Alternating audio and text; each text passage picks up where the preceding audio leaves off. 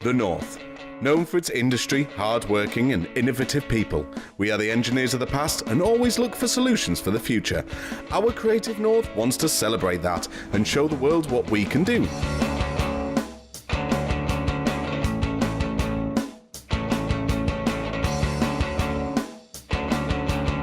Welcome to Our Creative North, the show that celebrates the creative and digital media sector right here in the north of England.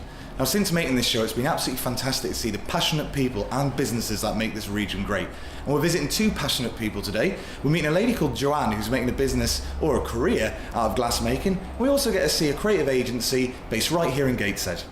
First, let's go meet Joanne. Emily's our creative pioneer. She goes to meet Joanne, who's a glass artist in the studios based in 36 Lime Street in Newcastle. My name's Emily Nethergate, I'm from Sunderland. I've always really enjoyed art and design. I've done it all my life and it's just something that I really wanted to carry on. My name's Joanne Mitchell, I'm a glass artist. My mum used to say I'd make a better door than a window, but from the looks of Joanne, she makes a better window than a door. Okay, so this is my studio.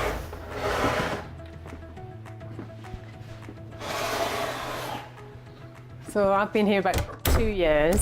I work with glass, and this is some of the work that I make. And I started off with hot glass. I did 3D design for my degree, and we worked with lots of different materials from metal to ceramics. And I saw the glass blowing in a studio and all this hot glass being kind of thrown around and was transfixed by it. So I thought I want to do that. So these pieces up here are some of the pieces that I made at that time.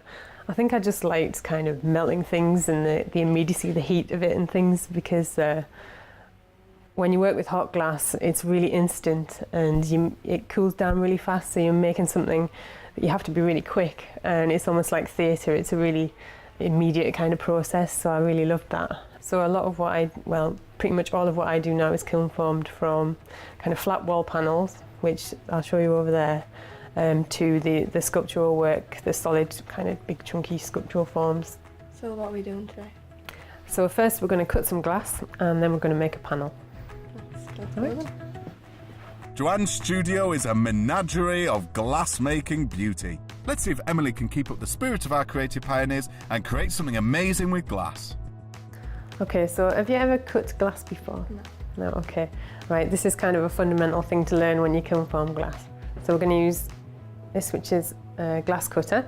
It's got a little wheel on the end which has diamonds in, and we use this to score the glass. Okay. So I'll show you what to do. So this is a set square, and I'll give it a nice square edge. Now you start at the top. You need to put some pressure on this and the glass, not too much, and then hold that at about that kind of angle. So you're listening for that noise. We're going to use these splitters, and we just place them underneath, and that splits just like that. So it's quite easy, really. Yeah. So you're going to have a go now. Put that out the way. So there's your set square. So you hold this kind of like that, and you might want to make sure the wheel's in contact with the glass. That's filled with oil, which kind of makes the wheel, yeah, so put a bit of pressure on that and run it right off the end, and you're listening for that noise. That's it, keep going. Brilliant. Just squeeze. There we go, brilliant, well done. So what we're going to do is make your own landscape, a bit like these pieces here. Then what I do to make those is create a stencil from cardboard. So that's about the right size for your piece. And we just need a pencil and draw a design, and then we'll cut it out and get some glass powder on there. And now for a musical montage where our creative pioneer gets all arts and crafty with stencils and glass powder. I tell you, the things I've done with glass powder would turn your eyeballs blue. Like literally blue, it's usually blue glass powder. Okay, how are you getting on with the stencil? Right, the glass is cleaned. So, right, we're going to work with some glass powders now, so we need to wear some masks. I've got a couple here. That's where we get all glammed up. And we need our goggles as well.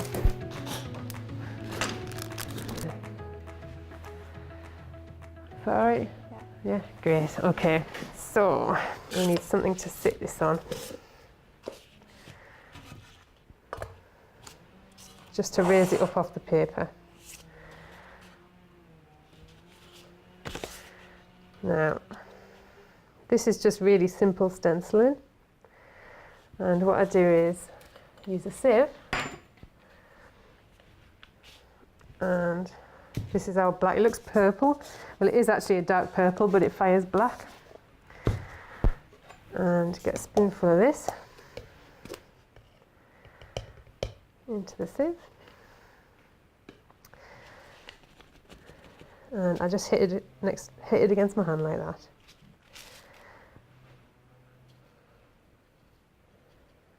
So I'm just going to go across like that. So I'll let you have a go. I'll fill it up again. And just put a nice even layer. That's it. You don't have to cover all of it. Just go across kind of the tops of the mountains.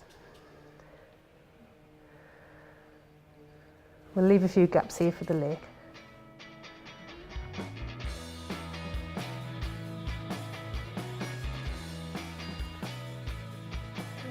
Looking pretty good, maybe a bit more here. Make sure you've got all the edges, a bit more there as well. That's it, that's good. So that's the stencil done, they're the mountains creative, and now it's finishing off and cooking the glass. I waste my days where I don't belong.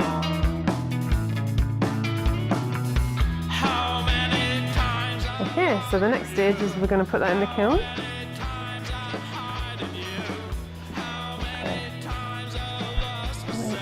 Put your fingers right in this, try not to touch it. And just pop it in the middle here. Very gently. That's it, as gently as you can. Fantastic. Switch it on and wait until tomorrow when we'll open it up and see how it's changed. While that's cooking in the kiln and kiln forming, they decided to sandblast their name onto a glass. now I call you, now I pick up the phone. And then to the glass centre, where Emily gets a little go on the water jet to cut the glass. I didn't know water could cut anything. So this is the water jet area, and this is where I cut glass. So as part of my research, I learned to use this machine and program it.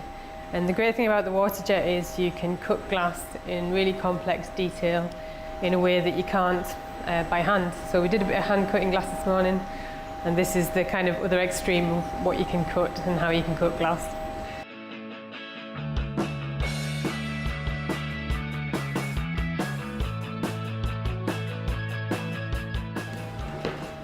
That's the bit I cut earlier.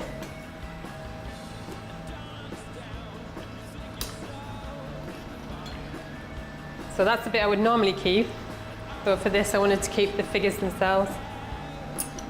Oh, there's one come up.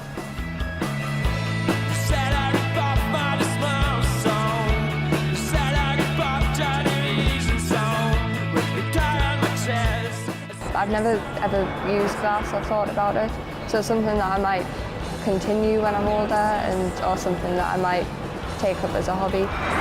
And it's now just opened my mind to all the things you can do. I know what Joe's wearing's not a continuity error. It takes 24 hours for the final piece to be cut. And how lovely, Emily's created some mountains and a nice sunset. I've never seen that before in a picture.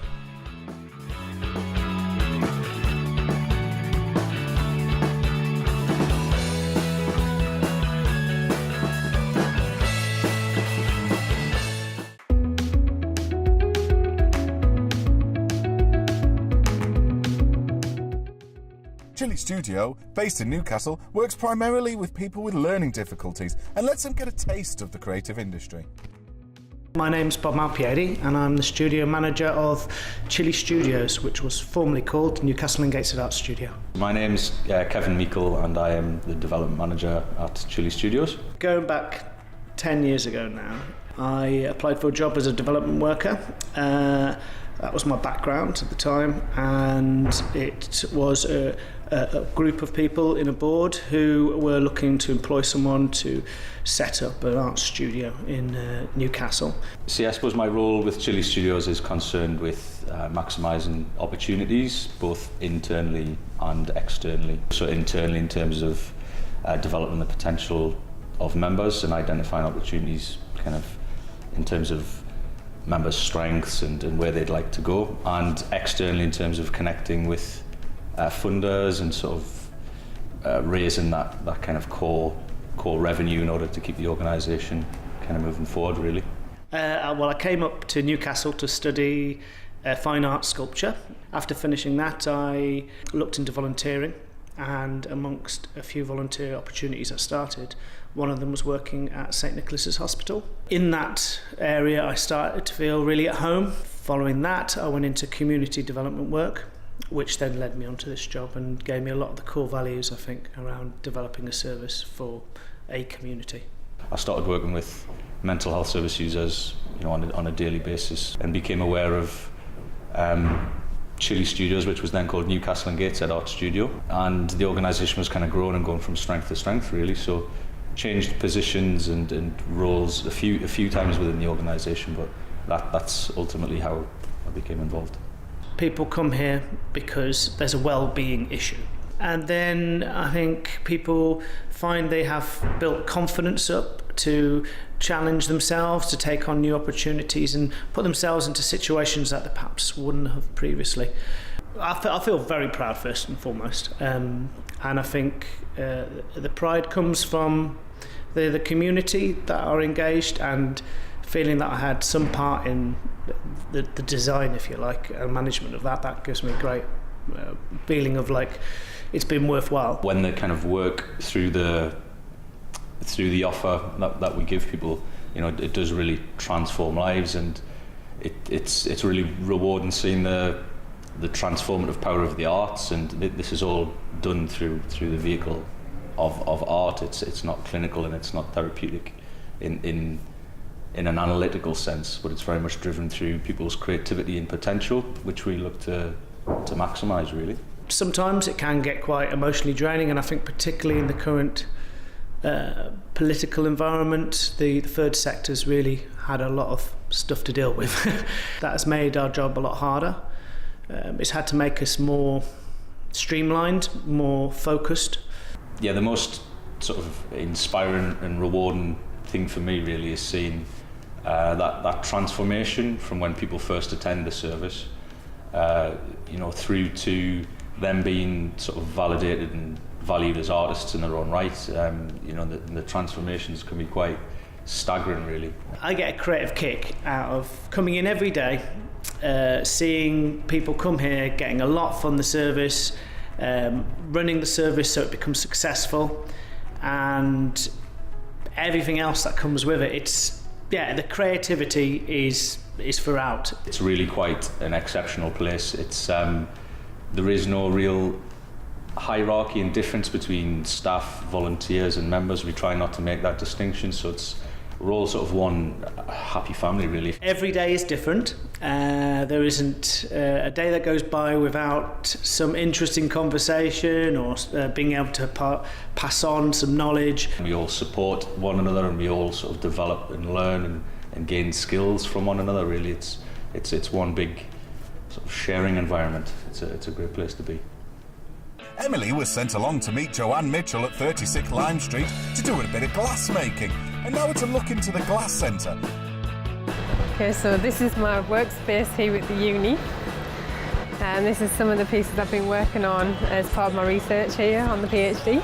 So I got involved in glassmaking through a 3D design course at Manchester Met University, and I came across glass blowing as part of the course. It was materials based but multidisciplinary, so we did wood, metal, ceramics, glass and product design, and glass just really attracted me, and metal actually.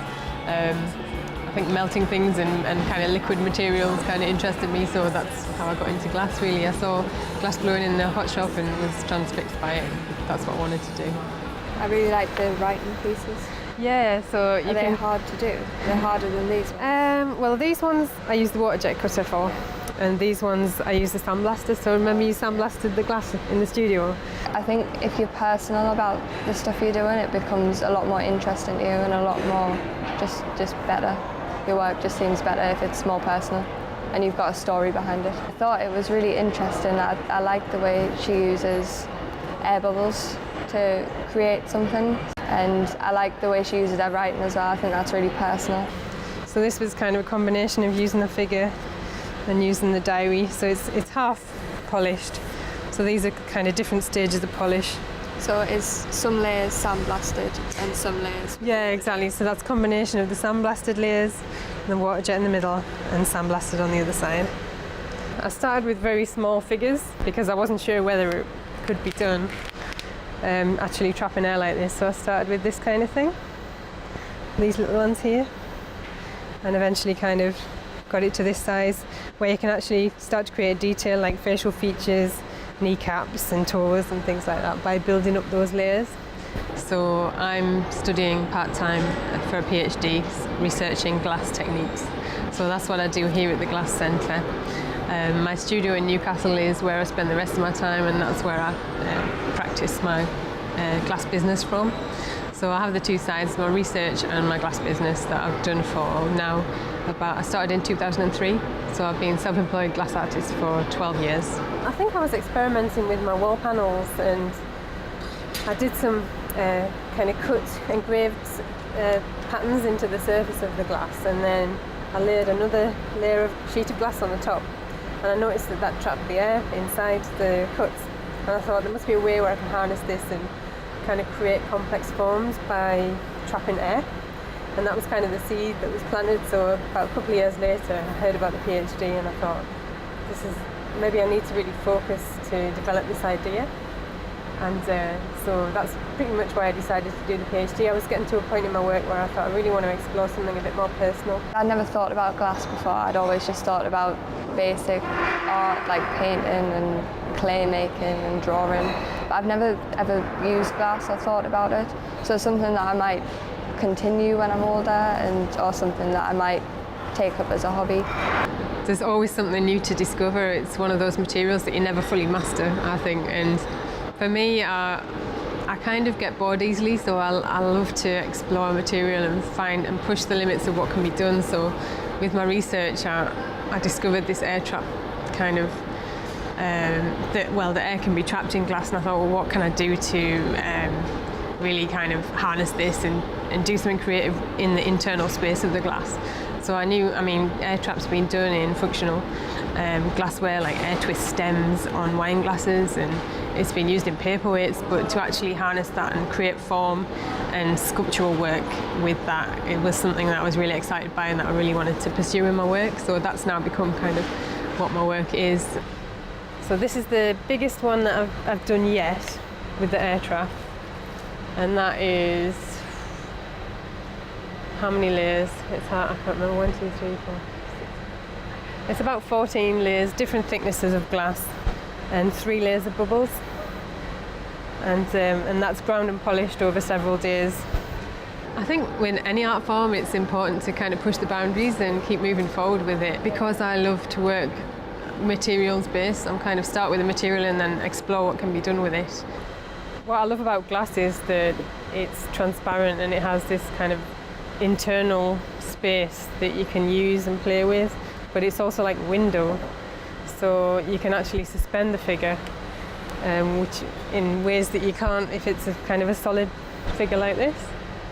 It's a really vibrant community here in the Northeast. Being at Lime Street is fantastic because you're around so many creative people in different disciplines, from artists to musicians, printmakers, furniture makers. There's all sorts of different people who are all kind of working within their own kind of industries or as self-employed people, but are all kind of together, and we really kind of meet and collaborate, and it just feels like a really buzzing kind of creative environment for artists in the Northeast. I really love being here, and I think we should kind of encourage creativity here. Why does everyone have to go to London? It's nice to go to London and to go to America and to go elsewhere, but why not be based here?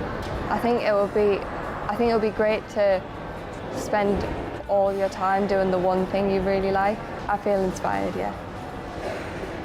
That's good she's doing something that she loves. I love doing voiceover, though my mother gets annoyed of it when I do it while she's doing the cooking. Don't burn it, mother! Well, there we have it, another episode of Our Creative North, the show that celebrates the creative and digital media sector within this region. Now, if you're a young person looking for a creative and digital media opportunity, maybe you're doing your exams, maybe you just finished university, please do get in touch via email, jobs@creativenorth.org, and we'd love to hear from you. Until next week, see you then.